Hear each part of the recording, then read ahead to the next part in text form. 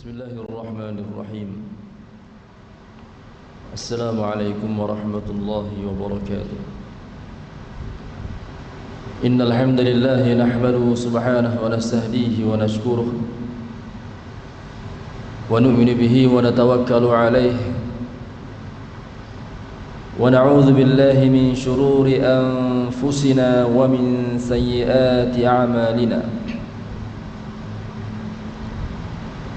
من يهده الله فلا مضل له ومن يضلله فلا هادي له أشهد أن لا إله إلا الله وحده لا شريك له ولا شبيه ولا مثيل له ولا ضد ولا ند ولا زوجة ولا ولد له ولا أعضاء ولا هيئة ولا صورة ولا شكل ولا جهة ولا مكان له كان الله ولا مكان وهو الآن على ما عليه كان فلا تضربوا لله الأمثال ولله المثل الأعلى وأشهد أن سيدنا وحبيبنا وعظيمنا وقائدنا وقرة أعيننا محمدا عبده ورسوله وصفيه وحبيبه وخليله أدى الأمانة وبلغ الرسالة ونصح الأمة وتركنا على محجة البيضاء ليلها كنهارها لا يزيغ عنها إلا هالك فجزاه الله عنا خير ما جزى نبي من أنبيائه اللهم صل على سيدنا محمد صلاة تقضي بها حاجاتنا وتفرج بها كرباتنا وتكفينا بها شر أعدائنا وسلم عليه وعلى آله سلاما كثيرا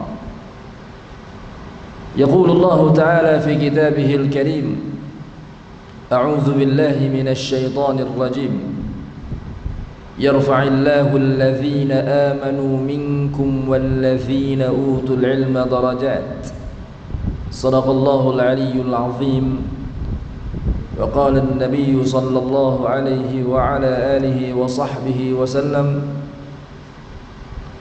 كان النبي يرسل إلى قومه وأرسلت إلى الناس كافة صدق رسول الله صلى الله عليه وعلى آله وصحبه وسلم. Waba'd, tuan-tuan sedang hadirin rahmati Allah subhanahu wa ta'ala. Pertama sekali sama-sama kita merafakkan setinggi-tinggi rasa syukur kita kepada Allah subhanahu wa ta'ala, kerana pada malam yang berbahagia ini kita diberikan kesempatan oleh Allah untuk kita bertemu di tempat yang penuh barakah ini, tuan-tuan. Baitun min buyutillah, rumah dari rumah-rumah yang dimuliakan oleh Allah subhanahu wa ta'ala. Dan kita berdoa kepada Allah subhanahu wa ta'ala, mudah-mudahan dengan barakah majlis ilmu yang kita adakan pada malam ini, Allah subhanahu wa ta'ala makbulkan hajat-hajat dunia dan hajat-hajat akhirat kita. Dan mudah-mudahan Allah subhanahu wa ta'ala matikan kita semua dalam iman. Amin ya rabbal alamin. Tuan-tuan sedang hadirin yang dirahmati Allah subhanahu wa ta'ala, Allah subhanahu wa ta'ala berfirman di dalam Al-Quranul Karim, wa in ta'uddu ni'matallahi la tuhsuha.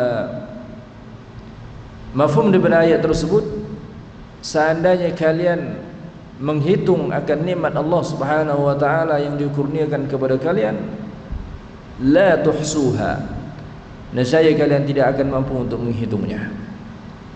Ini kerana, tuan-tuan, nikmat yang Allah ta'ala kurniakan kepada kita terlalu banyak, dan kesemua nikmat yang Allah ta'ala kurniakan kepada kita tersebut pada hakikatnya adalah simbol kepada rahmat Allah subhanahu wa ta'ala ke atas kita.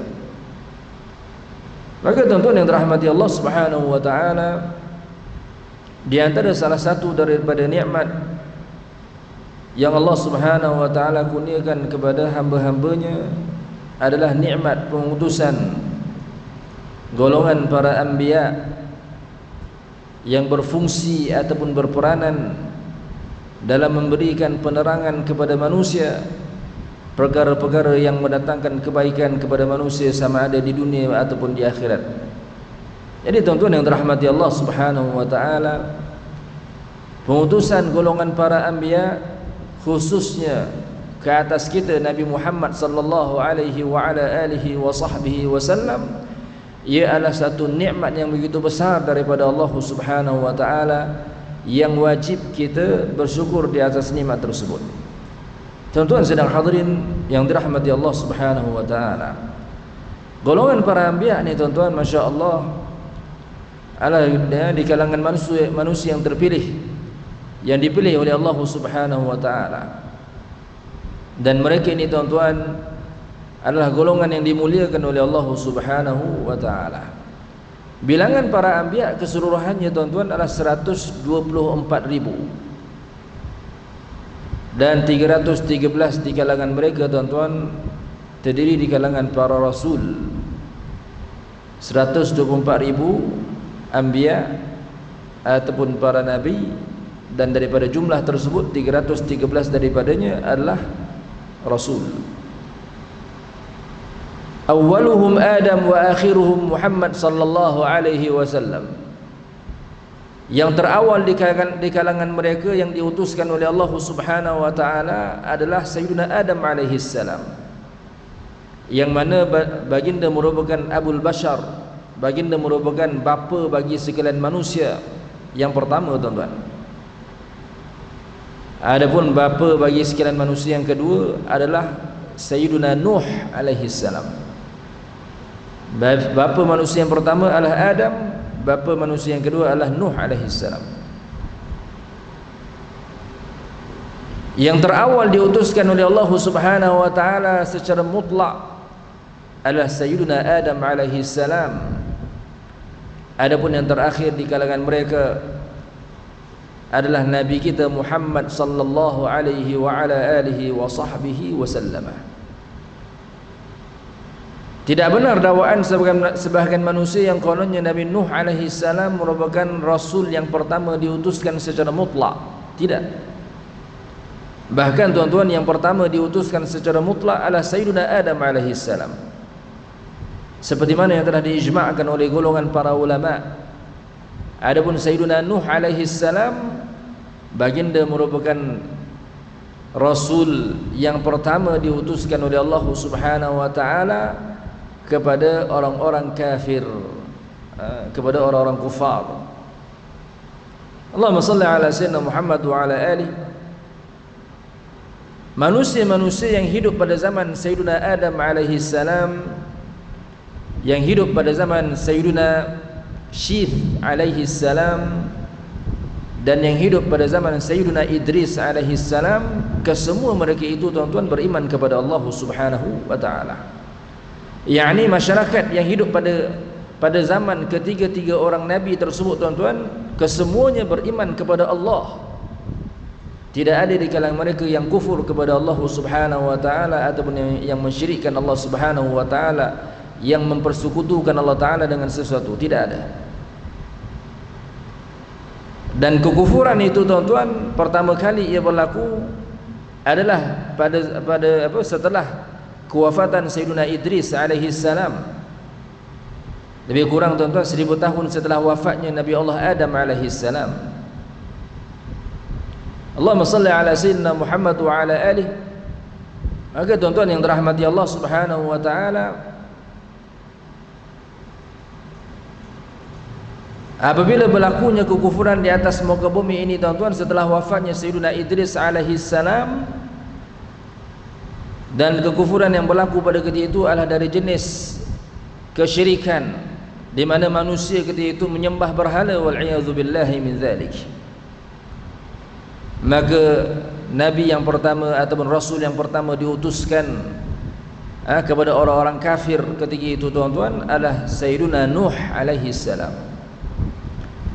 Adapun nabi kita Muhammad sallallahu alaihi wa ala alihi wa sahbihi wasallam, baginda merupakan rasul yang terakhir diutuskan oleh Allah Subhanahu wa taala secara mutlak, yakni tidak ada lagi nabi nabi yang baru akan diutuskan ataupun rasul yang baru diutuskan oleh Allah Subhanahu wa taala setelah wafatnya Sayyidina Muhammad alaihi salatu wassalam.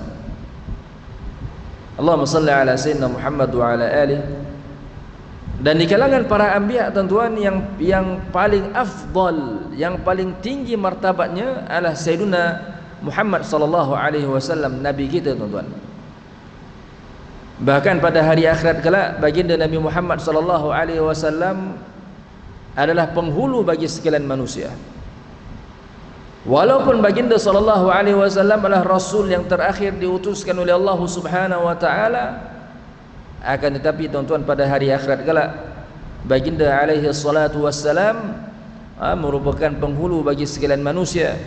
Dan ini seperti mana yang disabdakan oleh baginda sallallahu alaihi wasallam, ana sayyidu waladi adam yaumal qiyamah wala fakhra. Saya adalah penghulu bagi sekalian anak Adam pada hari kiamat kelak, bukan saya nak berbangga-bangga. Maka tuan-tuan sedang hadirin dirahmati Allah Subhanahu wa taala, Nabi kita Muhammad sallallahu alaihi wasallam adalah sayyidul anbiya wa imamur rusul, penghulu bagi sekalian para nabi dan imam bagi sekalian rasul. Ketinggian martabat Nabi Muhammad sallallahu alaihi wa ala alihi wa sahbihi wasallam terlihat pada malam al-Isra wal Mi'raj. Tatkala baginda alaihi salatu wasallam dimuliakan oleh Allah Subhanahu wa taala, diperjalankan oleh Allah Subhanahu wa taala dari Masjidil Haram di Makkah ke Masjidil Aqsa di Palestin. Dan tuan-tuan dan rahmati Allah Subhanahu wa taala, sebaik saja baginda tiba di Masjidil Aqsa, maka baginda sallallahu alaihi wasallam disambut oleh golongan para anbiya. Allah Subhanahu wa taala menghimpunkan seluruh para nabi, tuan-tuan yang dirahmati Allah Subhanahu wa taala, di Masjidil Aqsa, dan kesemua mereka tuan-tuan bertemu dengan Nabi Muhammad sallallahu alaihi wa ala alihi wa sahbihi wasallam pada malam tersebut. Dan baginda alaihi salatu wassalam mengimamkan salat yang terdiri di kalangan golongan para anbiya pada ketika itu. Allahumma salli ala sayyidina Muhammad wa ala alihi. Tuan-tuan sedang hadirin rahmati Allah Subhanahu wa taala, kesemua para anbiya tuan-tuan bersifat dengan sifat benar, dan tidak ada seorang pun di kalangan mereka yang pernah berdusta sama ada sebelum atau setelah kenabian. Bahkan sifat dusta itu tuan-tuan adalah satu sifat yang mustahil, yakni akal kita tak boleh terima bahawasanya ada di kalangan para anbiya yang berdusta tuan-tuan. Kerana sifat dusta ini ia menafikan pangkat kenabian. Berarti seseorang yang berdusta maka mustahil dia akan menjadi nabi. Tuan-tuan sedang hadirin dirahmati Allah Subhanahu wa taala. Sebab apa tuan-tuan? Sebab sekiranya harus golongan para anbiya itu tuan-tuan berdusta, maka sudah tentu tuan-tuan tatkala golongan para anbiya ingin menyampaikan wahyu yang Allah Ta'ala turunkan kepada mereka, tatkala mereka nak sampaikan kepada umat mereka, maka akan ada di kalangan umat mereka akan berkata, ingat tak dahulu dia pernah menipu kita, boleh jadi sekarang ni juga dia menipu kita. Jadi tuan-tuan yang dirahmati Allah Subhanahu wa taala, sebab itulah tidak ada seorang pun di kalangan mereka yang berdusta sama ada sebelum kenabian ataupun setelah kenabian. Sepanjang umur mereka tidak pernah berdusta.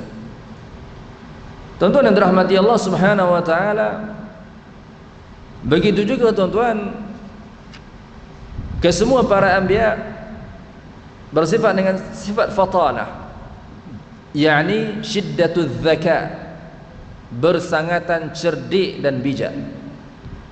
Mereka ni tuan-tuan golongan yang sangat cerdik dan sangat bijak. Subhanallahil azim. Tuan-tuan yang dirahmati Allah Subhanahu wa taala, sebagai contoh tatkala Sayyidina Ibrahim alaihi salam berdebat dengan Numrud. Kata Sayyidina Ibrahim alaihi salam, Tuhanku menghidupkan dan mematikan. Maka kata Numrud, aku juga menghidupkan dan mematikan.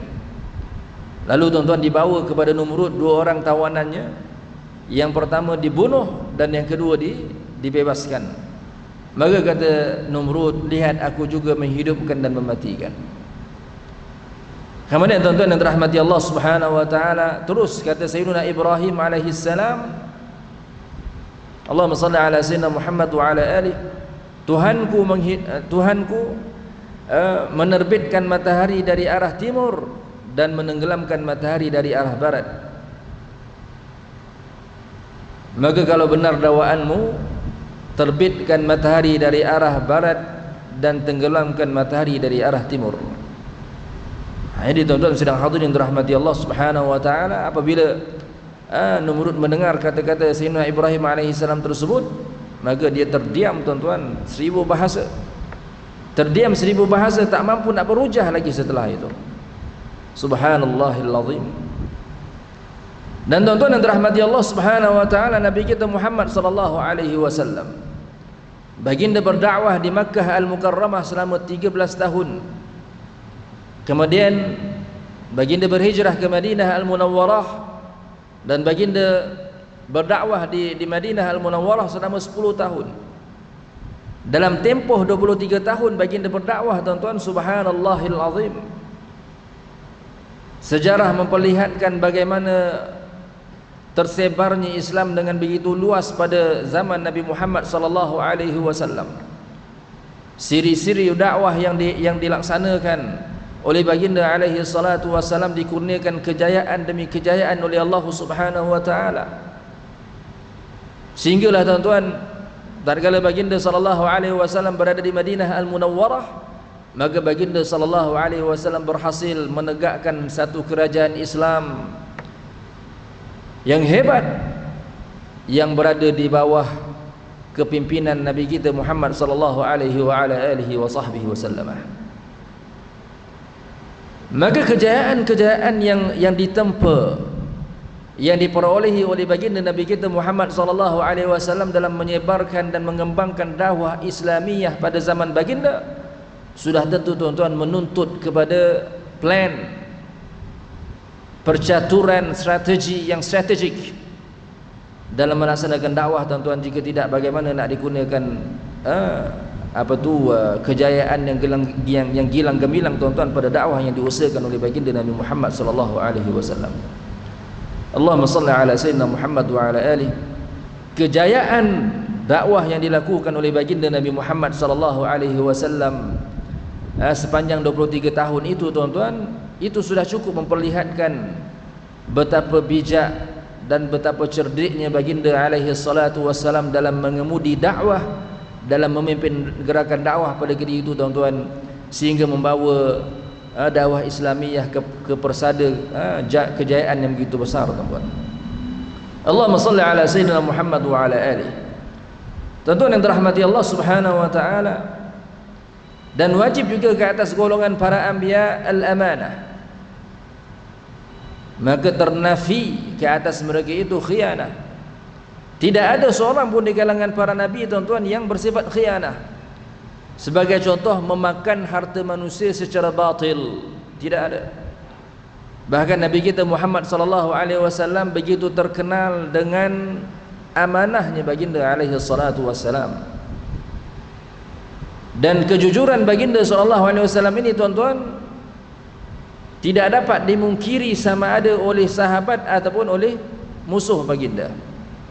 Sehingga golongan musyrikin Makkah, walaupun mereka ini begitu benci, begitu memusuhi baginda alaihi salatu wassalam, akan tetapi tuan-tuan, apabila mereka ingin meninggalkan Makkah untuk berdagang ataupun untuk melaksanakan urusan mereka di luar Makkah, maka mereka akan tinggalkan, mereka akan titipkan harta mereka kepada Nabi Muhammad sallallahu alaihi wa ala alihi wasallam, kerana mereka yakin kalau mereka tinggalkan harta mereka itu kepada sesama mereka, maka sudah tentu harta tersebut tuan-tuan akan hilang. Tuan-tuan sedang hadirin rahmati Allah Subhanahu wa taala. Dan harus juga kita ingat tuan-tuan bahawasanya golongan para anbiya, mereka ini mustahil terlibat dengan kekufuran dan juga dosa-dosa besar. dan juga dosa-dosa kecil yang memperlihatkan kerendahan dan kehinaan pelakunya, sama ada sebelum ataupun setelah kenabian. Mustahil ke atas para anbiya 3 perkara. Mustahil ke atas mereka kekufuran, yakni tidak ada seorang pun di kalangan mereka yang pernah kufur kepada Allah Subhanahu wa taala ataupun mensyirikkan Allah sepanjang umur mereka, sama ada sebelum ataupun setelah kenabian. Dan tuan-tuan yang dirahmati Allah Subhanahu wa taala, mereka juga terpelihara ataupun maksum daripada melakukan dosa-dosa besar, dan mereka juga tuan-tuan terpelihara daripada melakukan dosa-dosa kecil yang memperlihatkan kerendahan dan kehinaan pelakunya. Seumpama mencuri sebiji anggur di pasar. Tuan-tuan yang dirahmati Allah Subhanahu wa taala, mencuri sebiji anggur di pasar ni tuan-tuan, ia ada satu dosa kecil. Tapi dosa kecil dari jenis yang memperlihatkan kerendahan dan kehinaan pelakunya. Kalau ditangkap orang ini tuan-tuan, maka nescaya akan dikatakan kejinya orang ini, hatta sebiji anggur pun dia nak curi. Atau orang yang Allahumma salli ala sayyidina Muhammad wa ala alihi, yang mencuri-curi pandang kepada wanita ajnabiyah dengan pandangan syahwah, maka ini juga tuan-tuan adalah satu jenis dosa kecil yang memperlihatkan kerendahan dan kehinaan pelakunya. Allahumma salli ala sayyidina Muhammad wa ala alihi. Tuan-tuan yang dirahmati Allah Subhanahu wa taala, apabila kita faham bahawasanya golongan para anbiya mustahil ke atas mereka kufur, maka kita faham di sini bahawasanya Sayyidina Ibrahim alaihi salam tidak pernah mencari-cari Tuhan dalam kehidupan baginda, seperti mana yang didakwa oleh Sayyid Qutb wal'iyadhu billahi min dhalik dalam kitab beliau At-Taswirul Fanni fil Quran, di mana beliau mendakwa kononnya Sayyidina Ibrahim alaihi salam mencari-cari Tuhan. Dan apabila Sayyidina Ibrahim alaihi salam melihat ke arah bulan, maka Sayyidina Ibrahim alaihi salam menyangka dengan tanpa syak bahawasanya bulan itu adalah Tuhan. Kemudian tuan-tuan, apabila bulan itu lenyap, terbit pula matahari yang saiznya lebih besar dan cahayanya lebih terang berkali-kali ganda dan manfaatnya lebih besar kepada manusia, maka kata Sayyid Qutb, Sayyidina Ibrahim alaihi salam menyangka dengan tanpa ragu-ragu bahwasanya matahari itu adalah Tuhan, wal'iyadzu billahi min dzalik. Ini tuan-tuan yang dirahmati Allah Subhanahu wa taala, kisah yang seperti ini adalah kisah dusta. Penisbahan kekufuran kepada Sayyidina Ibrahim alaihi salam adalah satu penisbahan yang dilarang dalam Islam. Wal'iyadzu billahi min dzalik. Tuan-tuan yang dirahmati Allah Subhanahu wa taala, Sayyidina Ibrahim alaihi salam tidak pernah mencari-cari Tuhan. Bahkan Sayyidina Ibrahim alaihi salam telah pun mengenal Allah Subhanahu wa taala sejak dari kecil, tuan-tuan. Allahumma salli ala sayyidina Muhammad wa ala alihi. Juga tuan-tuan yang dirahmati Allah Subhanahu wa taala, golongan para anbiya terpelihara daripada dosa-dosa besar.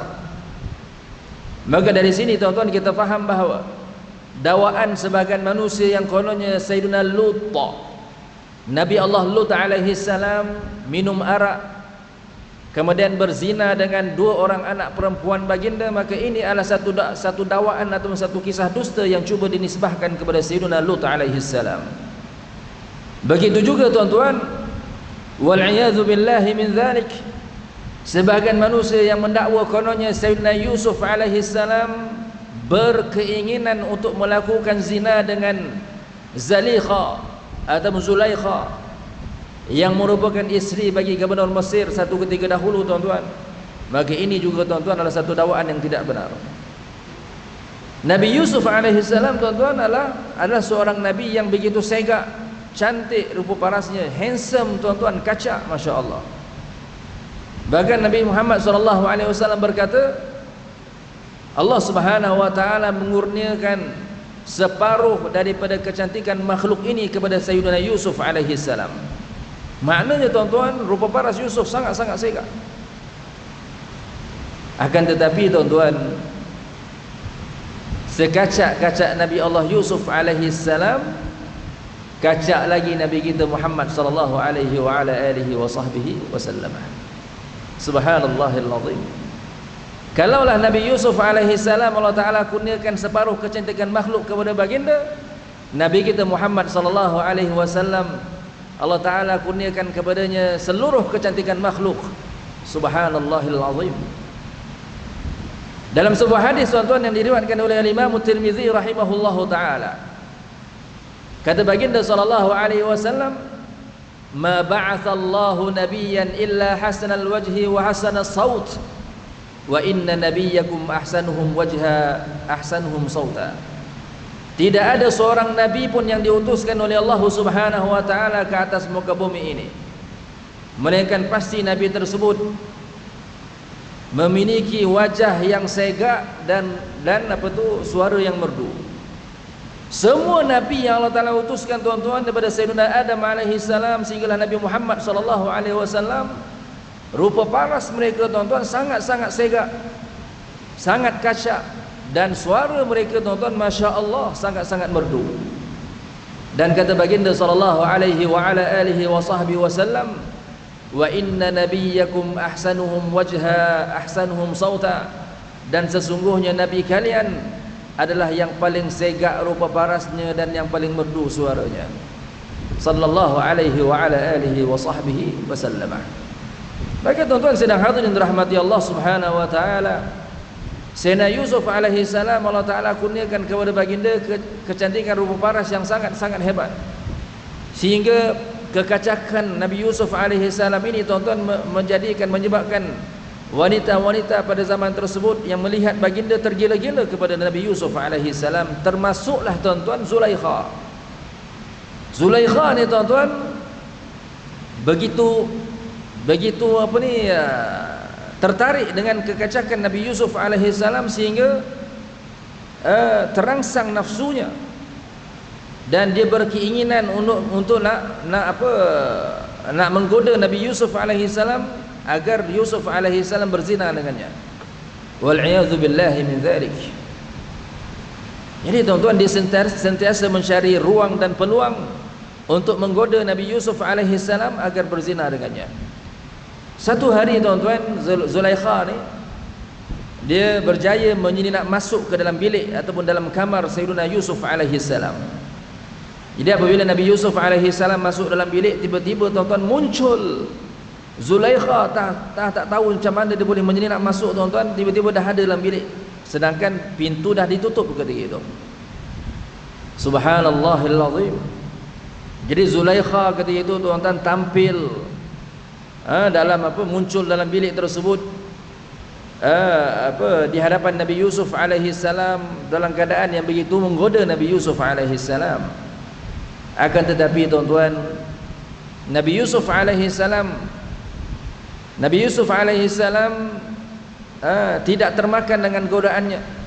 Bahkan Nabi Yusuf alaihi salam berpaling daripada Zulaikha, dan segera tuan-tuan menuju ke pintu untuk nak buka pintu, nak keluar.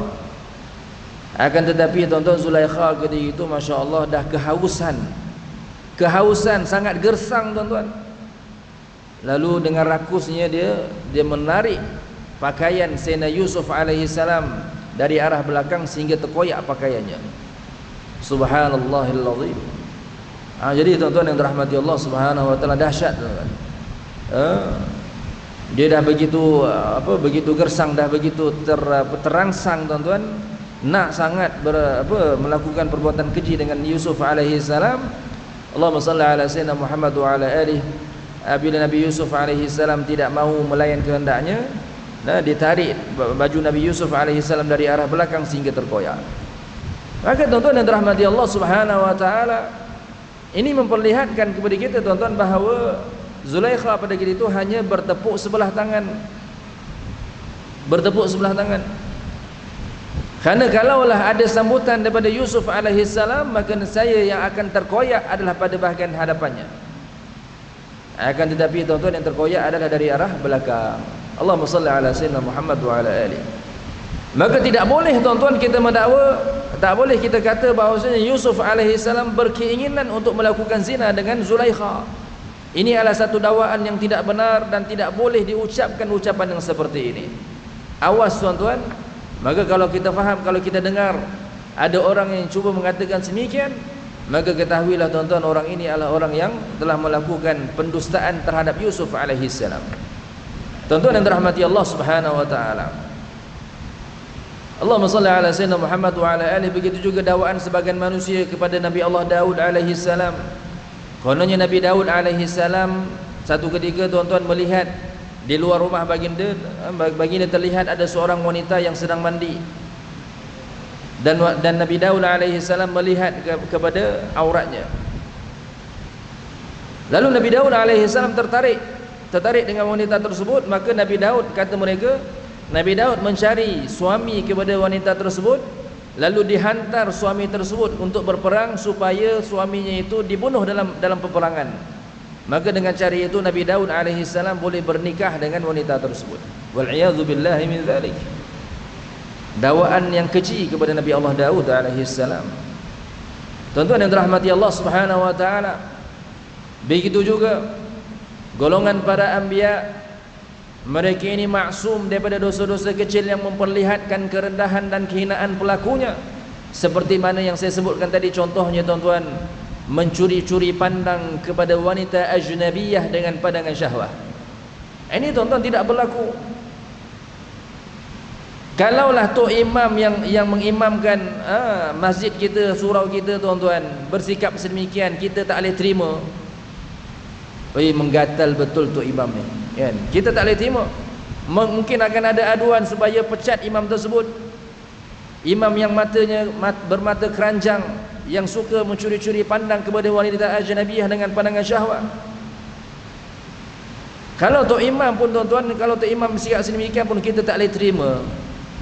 Maka bagaimana tuan-tuan golongan para anbiya, seorang nabi yang mempunyai akhlak yang begitu agung, tiba-tiba matanya itu liar, matanya itu suka melihat kepada wanita-wanita ajnabiyah dengan pandangan syahwat. Maka ini adalah satu perkara yang kita tak boleh terima. Dakwaan sebagian manusia yang kononnya Nabi Muhammad SAW satu ketika baginda berada di luar rumah baginda, kemudian baginda terlihat ada seorang wanita gadis sunti yang rupawan yang berjalan di hadapan rumah baginda alaihi salatu wassalam. Maka apabila baginda melihat ke arah wanita tersebut, baginda terangsang, nafsu baginda terangsang. Lalu kata mereka, Nabi Muhammad SAW pun masuk ke dalam rumahnya dan berjima' dengan Sayyidatina Aisyah radhiyallahu taala anha. Ini tuan-tuan adalah satu kisah dongeng, satu kisah yang tidak benar, yang dinisbahkan kepada Nabi Muhammad SAW oleh mereka yang tidak bertanggung jawab. Wal iyadzu billahi min dzalik. Tuan-tuan yang dirahmati Allah Subhanahu wa taala, begitu juga tidak ada seorang pun di kalangan para anbiya yang diuji oleh Allah Subhanahu wa taala dengan penyakit yang boleh menyebabkan manusia lari daripada menerima dakwah mereka. Ya, golongan para anbiya memang diuji oleh Allah Subhanahu wa taala, ditimpakan musibah demi musibah. Akan tetapi mereka tidak akan sekali-kali ditimpakan musibah dalam bentuk yang boleh menyebabkan manusia lari daripada menerima dakwah mereka. Maka tuan-tuan yang dirahmati Allah Subhanahu wa taala, dakwaan sebagian manusia tentang Nabi Allah Ayub alaihi salam, yang kononnya Nabi Allah Ayub alaihi salam ditimpa penyakit kulit sehingga berkudis kulit tubuh badan Nabi Ayub alaihi salam, dan keluar ulat daripada kudis-kudis tersebut.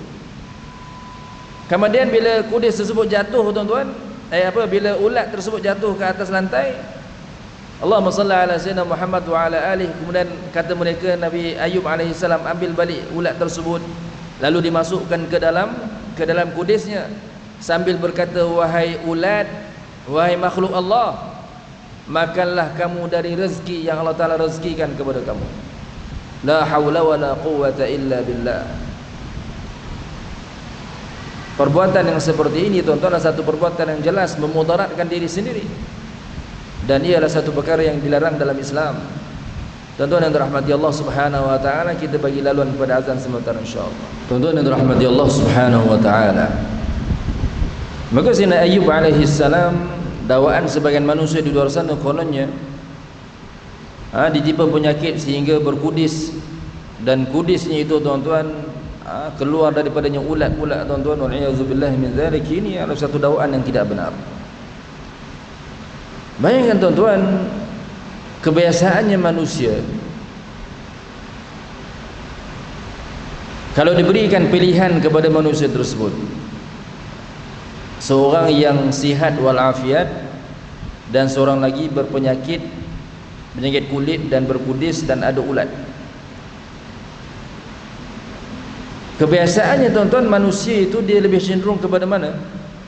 Sudah tentu manusia akan lebih cenderung kepada orang yang lebih sihat, yang sihat walafiat, berbanding orang yang berkudis, yang Allahumma shalli ala sayyidina Muhammad, ada ulat.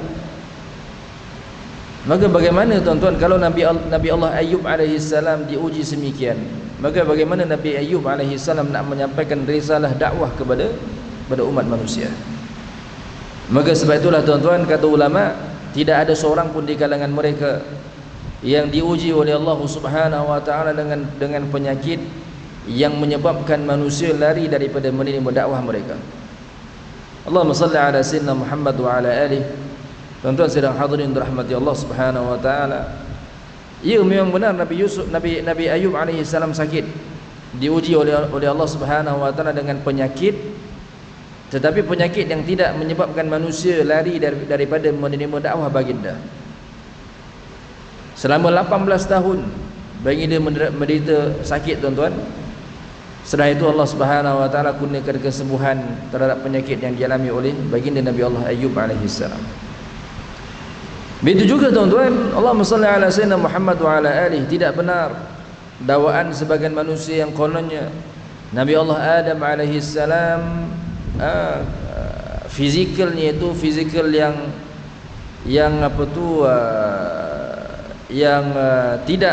tidak sempurna, pendek, dan fizikalnya seperti kera, seperti chimpanzee ke apa ke, a'udzubillah min zalik. Ini tuan-tuan yang dirahmati Allah Subhanahu wa taala adalah satu perkara yang tidak benar. Ataupun yang mendakwa kononnya Adam alaihi salam berjalan di atas muka bumi ini dalam keadaan telanjang bogel, tidak bertamadun, hidupnya dalam gua, kemudian kerjanya duk tangkap ikan dalam sungai tuan-tuan, kemudian bakar ikan depan gua. A'udzubillahi min dzalik. Subhanallahil azim. Sedangkan Nabi Allah Adam alaihi salam, bapa manusia yang pertama yang diciptakan oleh Allah Subhanahu wa taala tanpa ibu dan tanpa ayah. Dan Sayyidina Adam alaihi salam tuan-tuan hidup dalam keadaan yang bertamadun. Baginda memakai pakaian yang dijahit, baginda hidup dalam rumah yang dibina, baginda bercakap dengan 40 bahasa, baginda bermuamalat dengan duit yang ditempa, bukan guna daun pokok nangka. Tak ada tuan-tuan. Allahumma salli ala sayyidina Muhammad wa ala alihi. Jadi Sayyidina Adam alaihi salam tidak seperti mana yang digambarkan oleh sebahagian manusia di luar sana tuan-tuan. Kononnya hidup tidak bertamadun, tidak. Akan tetapi Sayyidina Adam alaihi salam hidup dalam keadaan yang sempurna. Tuan-tuan yang dirahmati Allah Subhanahu wa taala, dan fizikal baginda ketinggiannya tuan-tuan 60 hasta. Ketinggian Nabi Allah Adam alaihi salam 60 hasta, dan lebar jasadnya itu 7 hasta. Dan fizikal baginda, fizikal yang sempurna. Ini seperti mana yang difirmankan oleh Allah Subhanahu wa taala, وَلَقَدْ خَلَقْنَا الْإِنسَانَ فِي أَحْسَنِ تَقْوِيمٍ أي في أحسن surah. Sesungguhnya Allah Subhanahu wa taala telah menciptakan manusia itu dalam sebaik-baik bentuk atau sebaik-baik ciptaan. Tuan-tuan sedang hadirin dirahmati Allah Subhanahu wa taala. Dan juga tidak ada seorang nabi pun yang yang pengecut, bahkan kesemuanya berani belaka, tuan-tuan. Dan tidak boleh kita berkata bahawasanya Nabi Muhammad sallallahu alaihi wasallam berhijrah dari kota Mekah ke Madinah kerana cabut lari, kerana melarikan diri daripada ancaman-ancaman orang kafir musyrikin Mekah. Tidak. Bahkan Nabi Muhammad sallallahu alaihi wasallam di sebalik sifat baginda yang lemah lembut, yang begitu pemalu itu, tuan-tuan, yang begitu tawadhu', akan tetapi tak kala berada di medan perang, baginda Nabi Muhammad sallallahu alaihi wasallam adalah seorang pahlawan yang begitu agung, yang begitu berani. Sehingga tuan-tuan yang dirahmati Allah Subhanahu wa taala, kata para sahabat, kunna idza hamiyal watis fil ma'rakati nahtami bi Rasulillah sallallahu alaihi wasallam. Kata mereka, kata sebagian sahabat, kami apabila berada dalam situasi peperangan dan situasi ketika itu memuncak, yakni keadaan begitu sengit dan berkecamuk, tuan-tuan, nahtami bi Rasulillah, maka kami akan berselindung di sebalik jasad baginda alaihi salatu wassalam. Subhanallahil azim. Ini sudah cukup, tuan-tuan, menggambarkan betapa beraninya baginda sallallahu alaihi wasallam dan betapa kuatnya baginda sallallahu alaihi wasallam. Dan memang, tuan-tuan yang dirahmati Allah Subhanahu wa taala, kata ulama, faqad a'ta Allahu nabiyyana quwwata 40 rajulan minal asyidda. Dan kata ulama, sesungguhnya Nabi kita Muhammad sallallahu alaihi wasallam, Allah Subhanahu wa taala kurniakan kepada baginda kekuatan 40 orang lelaki yang gagah. Maknanya, tuan-tuan, masya-Allah, kalau baginda hayun pedang, tuan-tuan, kekuatan hayunan pedang baginda alaihi salatu wassalam menyamai kekuatan hayunan pedang 40 orang lelaki yang gagah. Subhanallahil azim. Tuan-tuan sedang hadirin dirahmati Allah Subhanahu wa taala, itu beberapa, tuan-tuan, perkara yang di-highlightkan oleh golongan para ulama tatkala membahaskan tentang sifat-sifat yang mustahil ke atas golongan para anbiya. Yang kita sebutkan tadi, tuan-tuan, mustahil ke atas para anbiya, mereka ini terlibat dengan kekufuran ataupun dosa-dosa besar ataupun dosa-dosa kecil yang memperlihatkan kerendahan dan kehinaan pelakunya. Tuan-tuan sedang hadirin dirahmati Allah Subhanahu wa taala, mudah-mudahan dengan sedikit perkongsian pada malam ini, Allah Subhanahu wa taala mengurniakan kefahaman kepada kita, tuan-tuan, tentang perbahasan kenabian ini, tuan-tuan. Kita berdoa kepada Allah Subhanahu wa taala, mudah-mudahan dengan barakah majlis ilmu yang kita adakan pada malam ini, Allah Subhanahu wa taala makbulkan hajat-hajat dunia dan hajat-hajat akhirat kita. Allah Subhanahu wa taala permudahkan urusan dunia dan urusan akhirat kita. Allah Subhanahu wa taala murahkan rezeki kita. Allah Subhanahu wa taala bebaskan kita semua daripada belenggu hutang. Allah taala kurniakan kesembuhan terhadap penyakit-penyakit yang kita alami zahir dan batin. Penyakit-penyakit yang dialami oleh anak-anak kita, cucu-cucu kita, ibu ayah kita, pasangan kita, sahabat andai kita, kaum kerabat kita, jiran tetangga kita, serta guru-guru kita. Kita berdoa kepada Allah taala, mudah-mudahan Allah Subhanahu wa taala terima segala amal kebaikan yang kita lakukan. Mudah-mudahan Allah taala panjangkan umur kita sehingga kita bertemu dengan Ramadan pada tahun ini.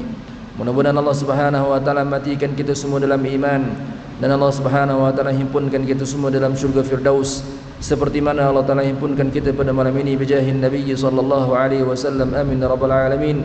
Aqulu qawli hadza wa astaghfirullahal azim li wa lakum. Wassalamu alaikum warahmatullahi wabarakatuh. Kita tahlil 3 kali, kita selawat 3 kali. La ilaha illallah, la ilaha illallah, la ilaha illallah. Allahumma salli ala sayyidina Muhammad wa ala alihi wa sahbihi wa sallim. Allahumma salli ala sayyidina Muhammad wa ala alihi wa sahbihi wa sallim. Allahumma salli ala sayyidina Muhammad wa ala alihi wa sahbihi wa sallim. Assalamualaikum.